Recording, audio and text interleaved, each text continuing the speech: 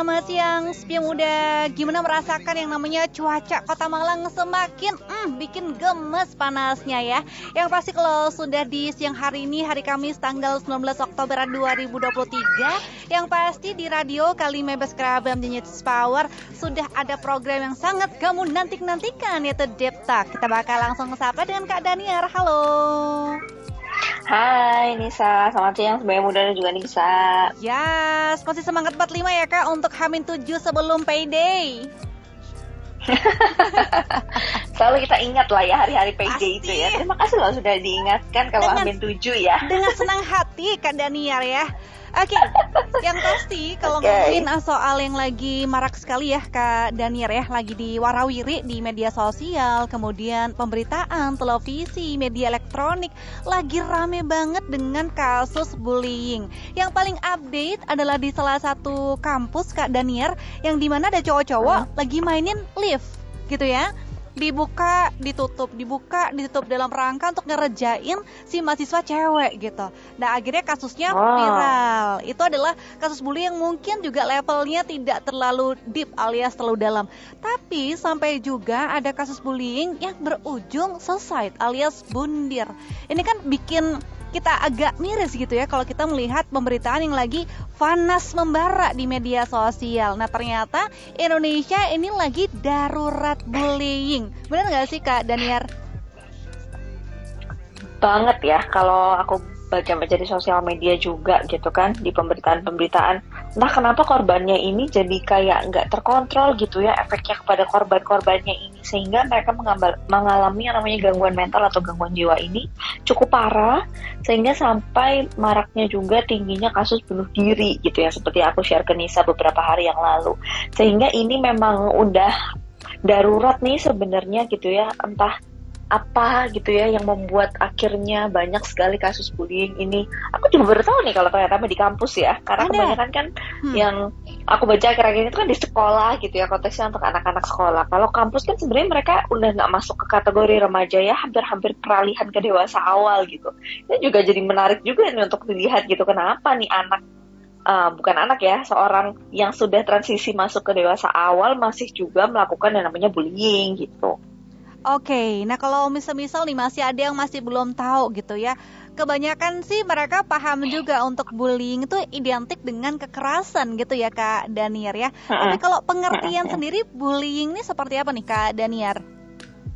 Oke, jadi kalau bully itu sebenarnya kalau ditranslate ke bahasa Indonesia itu artinya penindasan. Jadi segala bentuk penindasan atau misalnya kekerasan dilakukan dengan sengaja ya, dengan sengaja oleh satu orang atau sekelompok orang yang merasa lebih kuat atau lebih berkuasa terhadap orang lain, dan memang tujuannya adalah untuk menyakiti dan dilakukannya secara terus-menerus banget. Oke, jadi ini berkelanjutan, kayak nggak ada puasnya ya si pelaku bully ini ya Kak Daniar ya. Kayaknya mirip ya apa yang kita bahas beberapa waktu lalu ya, ada yang nggak pernah puas juga ya, nah, tentang pelaku ini ya. Betul. Oh iya benar Sekali. Abusive ya waktu itu. Betul sekali, karena sampai juga yang sempat heboh banget di Korea Selatan ya Kak Daniar, kalau semisal ada film The Glory gitu ya, yang ternyata ini juga mengundang istilahnya para korban bullying yang sebenarnya untuk berani speak up gara-gara film The Glory. Karena kan ini fenomenanya nyata gitu ya Kak Daniar ya. Betul. Jadi memang kenapa sih bullying ini jadi isu yang nggak pernah ada habisnya untuk dibahas? Karena efek jangka panjangnya itu loh yang ternyata nggak main-main bagi para korban. Jadi kan kalau misalkan bagi pelaku kayak mungkin ini hal yang biasa atau ini hal yang sebenarnya ya udah biasa lah. Mungkin waktu kita sekolah zaman dulu juga udah ada gitu ya Nisa ya. Sehingga kayaknya ini adalah hal biasa yang dilakukan di sekolah. Tapi ternyata semakin kesini, semakin penelitian itu menunjukkan bahwa korban-korban bullying ini ternyata yang jadi punya efek yang luar biasa, bahkan jangka panjang negatifnya. Oke, itu yang akhirnya bahaya banget gitu ya, untuk terus-menerus harus jangan sampai deh nih tetap dipertahankan yang namanya bullying ini gitu. Sehingga kita harus tahu bersama bahwa korbannya ini sebenarnya struggle-nya nggak gampang gitu untuk bisa bangkit dari apa yang terjadi selama dibully gitu. Oke, traumatis banget gitu, kebawa terus hingga mereka sampai dewasa ya Kak Daniar ya?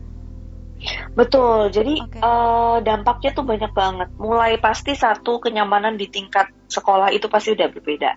Kalau sekolah kan ketemunya intens ya, setiap hari bahkan hampir ketemu gitu kan, dan mau nggak mau kan pasti harus sekolah gitu kan, pasti harus berangkat ke sekolah, sehingga itu pasti menurunkan performa gitu ya, performa si korban ini untuk menjalani kegiatan sehari-hari entah itu di sekolah maupun di perkuliahan. Itu satu.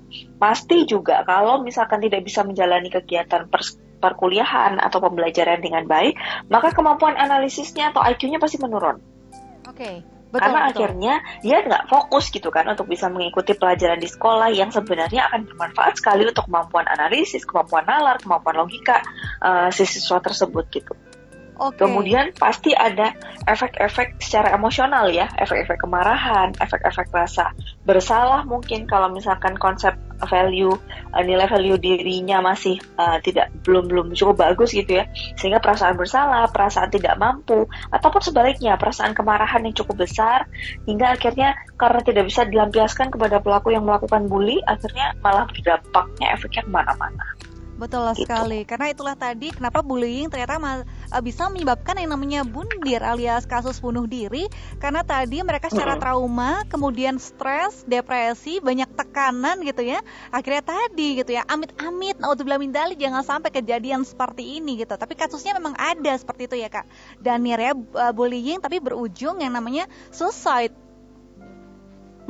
Bener. Jadi kalau misalkan beberapa waktu lalu ya, kalau kita baca berita tentang yang anak SD lompat dari itulah ya gitu ya, Nisa mungkin juga dan sebagai muda juga baca itu betul, gitu. Aku nggak ya begitu ya, nggak tega banget untuk harus menceritakannya lagi gitu, karena kayak masa sih kok bisa gitu, tapi memang belum diselidiki secara jelas sih. Atau misalkan yang paling jelas terlihat itu yang kemarin juga di Gresik, nggak sampai bundir sih, tapi itu bahkan anaknya dicolok pakai tusukan cilok itu loh. Itu kan kayak nggak masuk akal ya untuk dilakukan oleh anak SD gitu. Betul. Bayangin ini tuh baru SD, dia baru beberapa tahun hidup di dunia ini gitu ya. Apa yang akan terjadi selanjutnya itu loh yang jadi tanggung jawab kita bersama untuk membuat entah itu si pelaku, entah itu si korban, dan ada satu lagi yang kadang suka terabaikan sama kasus bullying, yaitu bystander atau pengamatnya. Karena kalau misalkan ada kejadian bullying di sekolah nih misalkan, pasti kita udah tahu nih, geng ini nih yang suka ngebully gitu ya, terus anak-anak ini nih yang suka jadi korban bully, padahal ada yang namanya bystander juga yang kadang-kadang suka kelewat fokusnya. Jadi kita juga perlu concern kepada yang namanya bystander. Bystander itu pengamat. Mereka ini efeknya dua, bisa jadi salah satunya ikut dendam sama pembulinya, bisa jadi salah satunya bisa ngerasa bersalah karena bisa tidak bantu si korbannya, dan itu efeknya juga laten, tersembunyi. Jadi benar-benar kasus bullying ini kompleks banget kalau bisa dibilang, dan harus tertangani dengan sebaik-baiknya, dari siswanya iya, dari sekolahnya iya, dari keluarganya pun juga iya. Dan juga dari pengamatnya tadi yang menyaksikan langsung gitu ya kasus bullying yang ada di depan mata mereka sendiri gitu ya Kak Daniar ya. Jadi kadang-kadang kan kelewat ya. Jadi kadang-kadang kita tuh nggak sadar kalau misalkan kita tuh suka melihat ini loh, membiarkan itu terjadi, itu ternyata juga nggak nyaman loh untuk kita sebagai pengamat. Jadi benar-benar harus tertangani dengan sebaik-baiknya semua. Makanya menciptakan lingkungan sekolah yang tidak pro bullying itu yang sebaik-baiknya yang perlu diciptakan banget deh gitu, supaya nggak banyak lagi kejadian. Bahkan beberapa kasus terakhir yang kita baca kan bullyingnya itu terjadinya di sekolah loh. Bukan di depan gang, bukan di bukan di gang. Bukan di gang samping sekolah. Enggak, itu di sekolah loh gitu. Berarti kan kecolongan nih, berarti kalau bisa kita bilang itu pihak sekolah untuk mencegah adanya lingkungan sekolah yang tidak pro bullying gitu. Jadi benar-benar kecolongan banget di situ pihak sekolah. Betul. Tapi juga sempat ada mungkin ya, mereka tuh para pelaku bullyingnya sempat ngeles, mungkin ada kasus seperti ini. Loh, aku nggak ngebully kok, aku cuma bercanda. Nah, mungkin Kak Daniar bisa untuk dicerahkan apa saja sih jenis-jenis tindakan, mungkin kejahatan, kekerasan yang bisa untuk dijadikan ini adalah bullying gitu. Karena kan mereka bisa aja ngeles nih Kak, bercanda doang, nggak ngebully kok Pak, Ibu gitu, ketika mungkin ditegur guru gitu.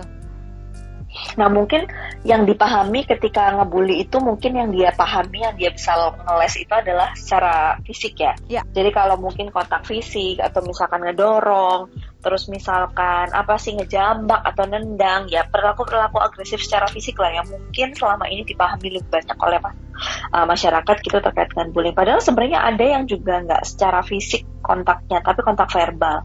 Misalkan akhirnya pelecehan, terus kemudian mempermalukan dia di depan orang lain gitu ya, catcalling misalkan, ngetawain gitu ya di depan orang. Sebenarnya itu juga termasuk dalam bullying versi verbal gitu ya, bukan versi non verbal atau kontak langsung. Nah, kemudian tindakan-tindakan yang merendahkan, mengejek, mengancam, itu juga sama termasuk dalam kontak-kontak bullying, kontak non-verbal. Ada yang verbal secara ucapan, ada yang non-verbal. Misalkan menjulurkan lidah, atau misalkan mengancam dengan ekspresi yang bombastic side eye gitu ya, kalau kita ngomongin di sosial media gitu kan, gitu ya, bombastic side eye gitu ya, untuk merendahkan atau mengejek begitu.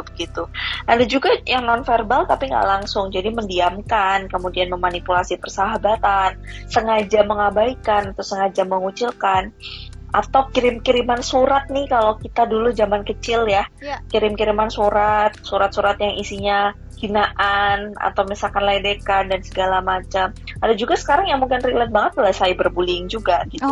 Jadi menggunakan sarana media elektronik, baik itu misalkan pencemaran nama baik, atau misalkan kita hate speech lah ya terhadap satu kelompok tertentu gitu ya. Itu juga termasuk cyberbullying. Sama pelecehan seksual sih, itu juga termasuk dalam konteks bullying juga. Oke, berarti banyak sekali jenisnya gitu ya untuk yang namanya bullying sendiri, Sepi Muda, yang memang kelihatan nyatanya adalah yang kontak agresif seperti dijambak, ditendang gitu kan, yang paling banyak terlihat kalau di sekolah begitu. Tapi jangan salah nih Sepi Muda, ternyata untuk pelecehan seksual, catcalling, sampai menjulurkan lidah pun tanda mengejek itu juga termasuk bullying nih Sepi Muda. Baiklah, kalau untuk yang faktor-faktor apa saja sih Kak Daniar yang menyebabkan seseorang itu terobsesi untuk jadi seorang pelaku bully gitu?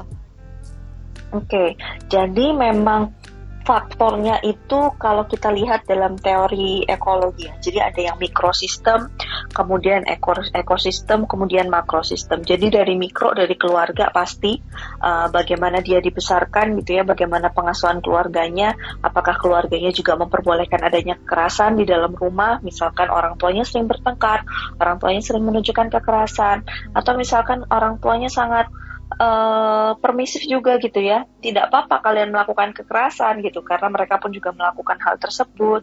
Itu juga satu pasti berpengaruh. Kemudian yang kedua dari sisi ekosistem ya, makrosistem yang lebih luas adalah sisi lingkungan dan juga sekolah. Jadi misalkan anak ini satu, kontrol dirinya juga nggak bagus, karena dia tumbuh dalam lingkungan keluarga yang memang permisif dengan kekerasan, kemudian ditambah lingkungan sekolah yang mendukung dengan adanya bullying gitu ya. Tidak ada misalkan collaborative working yang diajarkan kepada anak-anak untuk memunculkan empati. Kegiatan-kegiatan di sekolah memang dibiarkan begitu saja gitu ya, tidak mengutamakan bagaimana interaksi sosial antara satu sama lain. Itu juga bisa menjadi faktor untuk meningkatkan adanya bullying. Kemudian yang lebih luas lagi dari kondisi di sekolah. Dari kondisi di sekolah, bagaimana tadi yang kita lihat gitu ya, Nisa, apakah memang banyak nih tempat-tempat tersembunyi di sekolah yang tidak dalam pantauan Bapak dan Ibu guru ataupun pengawas. Terus kemudian adanya penghargaan atau adanya punishment ketika adanya perilaku-perilaku yang diinginkan atau tidak diinginkan dalam lingkungan sekolah, misalkan seperti itu juga bisa mengontrol lebih dini gitu ya, secara preventif terkait tindakan adanya bullying. Kemudian yang gak kalah penting juga adalah faktor yang lebih luas lagi adalah bagaimana media massa mengagenda setting ya istilahnya nih saya, terkait dengan bullying gitu. Itu juga ketika kita banyak terpapar begitu ya, ketika pemberitaan-pemberitaan yang tidak dikemas secara baik gitu ya, tidak disetting dengan baik tentang bullying, maka bisa jadi ditangkap salah oleh anak-anak. Itulah kenapa kan banyak tayangan-tayangan itu sebenarnya masih di bawah 17 tahun kan harus selalu dalam pengawasan orang tua ya. Betul. Anak-anak itu tidak bisa menonton apa yang tidak seharusnya ditonton sendiri, karena mereka itu pemahamannya tidak sekompleks orang dewasa yang udah bisa melihat itu secara lebih jernih. Sehingga paparan bagaimana media sosial, media massa, media elektronik pada seumumnya gitu ya terhadap anak-anak ini terkait dengan kekerasan itu seperti apa. Dari kecil, keluarga, kemudian diri, sekolah, kemudian media massa lebih luasnya lagi. Oke, jadi kita harus istilahnya bersinergi gitu ya, nggak bisa cuma satu pihak saja semuanya gitu ya, dan berani untuk istilahnya menindaklanjuti dengan segera, jangan takut, karena tadi mungkin takutnya aku sih nggak mau lapor deh, takutnya malah kena ancaman. Nah kalau nggak berani sekali aja, waduh pelaku bully ini nggak ada kapoknya ya Kak Daniar ya, terus menebarkan toksik di lingkungan sekolah biar muda ya kan. Toksik lagi deh kita ketemu deh ya namanya toksik. Bahwa untuk jadi seorang pembuli nggak ada keren-kerennya sama sekali ya. Ini nggak punya husband materials nantinya di mata calon mertua ya kan. Jangan sampai image kamu tercoreng gara-gara kisah di masa lalu gitu kan. Bener setuju. Kan? Nanti kamu bisa di cancel culture sama mertua kamu usia muda. Aduh, ada lagi istilahnya ya. Bahaya di cancel culture sama mertua. Oke, Kak Daniar, kita masih ngobrolin tentang yang namanya bullying gitu ya. Nah, faktor apa saja sih yang menyebabkan korban ini diem-diem baik Kak Daniar, gak berani untuk speak up atau bahkan bertindak begitu? Oke, karena takut nggak sih pasti? Karena pasti diancam untuk tidak melaporkan. Karena kalau pembuli kan pasti melakukan hal-hal tersebut ya. Dia mengancam, dia merasa lebih berkuasa, kemudian dia berhak untuk mengancam para korbannya untuk tidak melaporkan gitu ya. Atau menyampaikan kepada orang yang lebih berwenang, misalkan guru atau misalkan orang tua terhadap apa yang terjadi kepada mereka. Terus ada mungkin juga yang sudah ngomong tapi mungkin nggak dipercaya. Atau merasa nggak ada bedanya antara udah lapor sama nggak lapor. Atau misalkan udah pernah cerita ke orang tua, tapi orang tua lebih ngerasa, kamunya aja kali yang lemah. Atau misalkan, kamunya aja yang menganggap itu berlebihan. Padahal itu mah biasa-biasa aja kalau ada teman yang menghina kamu, misalkan kayak gitu. Atau misalkan di sekolah gitu ya, gurunya merasa bahwa itu adalah hal yang bukan satu masalah besar gitu ya, sehingga gurunya pun juga tidak ada tindakan yang secara spesifik untuk memperhatikan atau merubah situasi yang dari bullying jadi tidak bullying ini gitu. Kemudian ada lagi kemungkinan memang korban-korban bullying ini udah merasa nggak berdaya nih saat juga sebaya muda, karena mereka ini kan cenderung dikuasai oleh pelaku bullying gitu ya, sehingga akhirnya ketika mereka merasa dikuasai, mereka akhirnya nggak punya daya, nggak punya wewenang gitu ya untuk bertindak atas apa yang mereka dapatkan dari pelaku bullying ini. Oke, jadi banyak faktor sekali ya menyebabkan mereka tidak berani speak up atau mungkin membalas balik pelaku bully yang sudah menyakiti mereka setiap hari bahkan gitu ya. Karena tadi mungkin faktor tidak dipercaya, disepelekan juga, dan mungkin pernah cerita tapi tidak ada perubahan yang signifikan atas kasus mereka begitu ya Kak Daniar ya. Betul. Jadi kalau nggak ada perubahan ya udahlah ya, diem aja gitu ya. Selama kita masih bisa nahan misalkan, selama kita masih bisa mungkin bertahan, yang penting tetap bisa sekolah, mungkin ya mereka akan lebih memilih untuk bertahan. Padahal dampak latennya ternyata luar biasa. Baik, gitu. Nah ini menarik nih Spiauda, karena kalau kita lihat kasus-kasus di YouTube gitu ya, ternyata mereka pernah nih dibulinya SD. Sampai mereka tua pun mereka masih inget loh, masih mancep sekali siapa namanya, gimana cara dibulinya gitu ya. Nah gimana sih betul, Kak Daniar, supaya kita juga perlahan-lahan memaafkan diri kita sendiri, perlahan-lahan untuk bangkit lagi dan menghilangkan, mungkin tidak bisa 100% ya untuk trauma pernah dibully, tapi kita pengen banget untuk jadi pribadi yang baru dan belajar menerima istilahnya pengalaman di masa lalu gitu. Oke, jadi memang kalau kita ngomongin soal bullying ini lagi-lagi mungkin ternyata kalau dilihat mungkin sederhana gitu ya, mungkin dari zaman kita kecil gitu kayaknya juga ada. Jadi mungkin para orang tua nih nggak jarang juga akhirnya membuat mindset bahwa itu tuh hal biasa loh sebenarnya. Padahal ternyata semakin kesini semakin kita tahu bahwa ternyata efeknya itu justru jangka panjang dan laten. Kenapa bisa begitu? Ya karena bagaimana kita memproses luka yang kita alami saat kita menjadi korban bullying itu membuat kita punya mindset baru dalam menghadapi hidup selanjutnya. Misalkan kita jadi orang yang people pleaser. Oh, berarti aku tuh orang yang tidak diterima nih. Nggak enak nih rasanya kalau nggak diterima sama lingkungan sosial gitu ya. Sehingga aku tumbuh menjadi anak yang selalu ingin diterima oleh orang-orang di sekitarku. Misalkan seperti itu. Oke, kalau orang udah people pleaser, lama-lama dia mengalami gangguan kecemasan. Kenapa? Karena dia tidak akan pernah bisa nih punya atau menciptakan yang namanya orang tuh akan selalu bisa menyenangkan, dia yang bisa selalu menyenangkan semua orang, atau membuat orang itu selalu suka sama dia. Ketika tidak bisa terwujud, maka muncul yang namanya gangguan kecemasan. Lama-kelamaan misalkan gangguan kecemasan tidak tertangani gitu ya, dan banyak hal-hal kompleks lain yang juga mengganggu kita sebagai individu dalam menjalani permasalahan sehari-hari, bisa lagi yang muncul yang namanya depresi. Sehingga efeknya tuh banyak banget. Sedari kita kecil kita udah merasakan, maka segitu gede permasalahan semakin kompleks dan efeknya tadi jadi semakin besar, kayak snowball gitu efeknya. Efeknya jadi kayak snowball, semakin bergulir, semakin kita menjalani hari itu semakin besar banget efeknya. Jadi ini yang bahaya banget. Bagaimana cara pulihnya? Kita tahu dulu sebenarnya yang kita rasakan terhadap itu, kita dibullying itu apa sih? Apakah perasaan akhirnya merasa tidak berdaya, atau perasaan akhirnya kita merasa tidak diterima, atau justru kemarahan yang sangat besar yang kita rasakan? Itu yang kita tahu dulu dari kejadian bullying yang pernah kita dapat. Sehingga kalau kita tahu emosi yang muncul itu apa, baru kita proses di situ.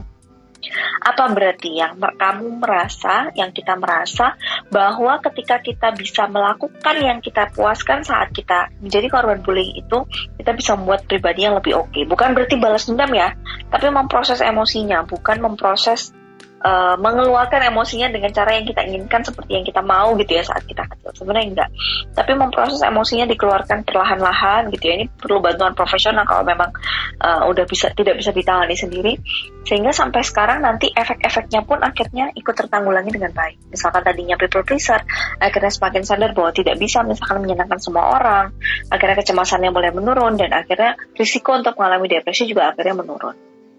Kaitan-kaitannya seperti itu. Baik, jadi nggak masalah juga kalau misal kamu pribadi membutuhkan yang namanya bantuan profesional, tidak perlu ragu ya, tidak perlu malu juga untuk bisa menangani kasus trauma kamu di masa lalu, seperti itu ya Kak Daniar ya, bisa melangkah untuk masa depan, kan masih panjang gitu ya. Betul, karena masa kecil itu masa-masa yang paling krusial memang untuk menciptakan trauma. Apalagi masa SD, SMP, itu tuh masa-masanya kita cari teman. Momen pertama kalinya kita cari teman. Kalau TK kan ya udahlah ya, kita kupu-kupu lah ya. Kupu-kupu, sepu-sepu. Sekolah pulang. Paling main gitu ya, di rumah main lagi. Belum tuh kita cari, belum kita punya namanya urgensi bahwa kita harus punya teman. Karena sekolah kan lebih intens, jam belajarnya lebih banyak gitu kan. Sehingga kita ngerasa betul lebih panjang. Interaksi kita bersama teman-teman itu jadi penting, dan jadi kita tuh punya mindset baru bahwa kita tuh harus berteman kayak gitu-gitu loh, yang masih akan kita jalankan sampai kita besar. Karena kita masih menciptakan lingkungan interaksi sosial ya sampai kita usia dewasa apa gitu kan Nisa. Sehingga memang kejadian-kejadian yang berkaitan dengan lingkungan sosial di masa kecil itu sangat mempengaruhi bagaimana kita menciptakan lingkungan sosial lainnya di masa selanjutnya. Betul sekali. Jadi untuk bertumbuh dengan baik, kita juga wajib untuk menciptakan tadi interaksi sosial yang benar-benar nyaman gitu ya, terutama di sekolah. Bayangin hari gini anak SD berangkat jam 6, pulangnya bisa jam 4 sore. Berarti kan lama banget, kayak orang ngantor gitu ya. Kalau misalnya kamu nggak nyaman dengan sekolah kamu dan tidak berani untuk bertindak, apa kabar bisa belajar dengan baik gitu kan? Jadi prestasinya takutnya malah ngefeknya ke situ gitu ya Kak Daniar ya. Betul, jadi anak-anak itu harus diajarkan tentang konsep diri, membela diri ketika memang mereka tidak melakukan kesalahan. Ya mereka harus tahu bahwa mereka itu punya konsep diri yang kuat dan aku tidak berhak untuk disalahkan. Terus kemudian kontrol dirinya juga, kontrol diri untuk ketika tidak mendapatkan apa yang mereka inginkan itu ya mereka tidak perlu melakukan kekerasan. Kemudian pembelajaran berbasis empati, bagaimana mereka bisa membayangkan apa yang orang lain rasakan, itu juga sangat penting untuk di anak-anak. Sehingga mereka ketika mau bertindak tuh mikir dulu gitu. Ketika mereka mau bertindak kepada siapapun di sekitar mereka tuh mereka mikir dulu, punya rasa empatinya dulu yang didahulukan sebelum mereka bertindak gitu. Mikir dulu sebelum bertindak. Anak-anak kecil perlu diajarkan seperti itu. Dan kemudian di korbannya, di kitanya sebagai individu juga perlu diajarkan untuk bela diri. Bukan bela diri ini ya, taekwondo gitu ya. Ya itu nggak apa-apa sih, boleh gitu ya. Tapi secara psikologis mereka juga perlu tahu bahwa ketika aku tidak bersalah, aku tidak perlu merasa bersalah. Oke, betul gitu. banget nih. Sudah ada jurus terajitu untuk Kak Daniar. Apa saja sih hal-hal yang wajib kita lakukan gitu ya untuk menghentikan bulian yang datang kepada kita? Kita juga perlu punya konsep membela diri yang baik. Kontrol diri itu penting banget karena takutnya fight back, balas dendam, terjadilah ribut-ribut yang tidak diinginkan nantinya ya. Kemudian belajar untuk berbagi empati. Berpikir sebelum bertindak itu adalah rumusan yang kita pakai terus selama seumur hidup, berpikir sebelum bertindak. Itu penting banget sih untuk Kak Daniar gitu ya. Baik, Kak Daniar ada tambahan sebelum kita closing untuk edisi Deep Talk kali ini? Semoga berita-berita negatif yang ada di sosial media tidak membuat kita ikutan negatif. Amin. Karena kadang-kadang kita kalau terlalu banyak membaca yang negatif, ikutan diri kita jadi negatif. Jadi anggaplah ini sebagai edukasi. Kalau kita sebagai orang tua ya kita lebih hati-hati kepada anak-anak kita. Kalau kita sebagai pelajar atau mahasiswa kita juga lebih punya konsep diri yang kuat dan lebih bisa berempati kepada orang lain. Sehingga jadikan apa yang kita lihat itu sebagai pembelajaran diri aja untuk kita menjadi pribadi yang lebih baik lagi setiap hari. Itu aja sih Nisa, karena terlalu banyak negative vibes yang kita dapat dari setiap sosial media yang kita buka gitu kan. Rasanya Betul. Kita yang harus memfilter sebaik-baiknya. Iya, rasanya gemes banget dengan kasus-kasus seperti ini gitu ya. Kamu kenapa sih dengan anak-anak itu nggak salah orang diem-diem kok diginiin, kan gemes sekali gitu rasanya ya. Tapi it's okay, kita bisa belajar dari mana saja. Yang pasti jangan ditelan mentah-mentah semua pemberitaan yang ada di media sosial gitu ya. Kalau perlu diskusi dengan orang terdekat, yang pasti tadi jadi pribadi yang banyak empatinya. Baik, terima kasih Kak Daniar untuk waktunya hari ini. Keren banget, mantep banget untuk tema bullying yang lagi bikin panas hati kita semuanya gitu ya. Semoga bisa menjadikan istilahnya inspirasi positif untuk kita sebagai orang tua, kemudian keluarga terdekat. Semisal ada anak yang memang istilahnya di keluarga kita sendiri adalah hasil korban bullying, jadi langsung tahu apa yang harus kita tindak lanjuti seperti itu ya Kak Daniar ya. Betul. Baik. Apa yang harus kita dukung ya? Betul. Korban-korbannya. Oke, baiklah kita jumpa minggu depan ya Kak Daniar dengan tema-tema yang pastinya oke banget. Terima kasih banyak Kak Daniar. Assalamualaikum. Thank you. Bye-bye. Waalaikumsalam. Di luar rencana. Oke, Spion Muda, gimana? Semakin tercerahkan ya dengan segala macam jurus terjitu nih untuk menghadapi para pembuli, Spion Muda. Yang pasti tadi itu kita langsung bisa untuk belajar langsung bersama dengan Kak Daniar tentang bullying. Ini sama sekali nggak ada keren-kerennya. Yang pasti kita harus terus untuk mengeluarkan aura-aura positif dan jadi pribadi yang menyenangkan tentunya tanpa bully-bulian. Kalau gitu jangan pernah untuk berganti channel, di sini aja di radio Kalimah Beskara FM. Bye-bye.